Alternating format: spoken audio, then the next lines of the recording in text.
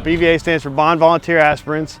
It's a intensive process to kind of select what are billed as the 61 best cadets on campus. The drill series the Summerall Guards do is very physically taxing. It's pretty demanding. So a lot of what you see out here is physical training in preparation for that. There's 15 total training days. So there's a phase 1 in the fall, which introduces them to what phase 2 is going to look like. Phase 1 is very PT focused. Phase 2, as opposed to phase 1, we introduce a lot more of the drill aspect to it. The Springfield 1903 the Guards march with is about 9 pounds, and you're holding that straight up and down on your hip for the series runs about 15 minutes.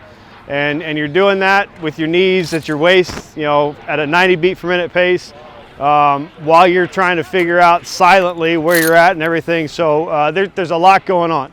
I was a 2004 Summerall Guard, so the 24 guys are kind of special to me. It's my first full year as the TAC for the Guards, plus it's 20 years after mine. And then the 25 class will be pretty special to me because it's the first time I've supervised their training from soup to nuts, start to finish.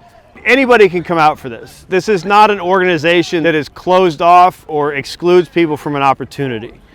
There's a high level of buy-in to the institution and what the institution practices that you kind of need to have to be willing to go through all this. You bear the patch, you don't wear the patch.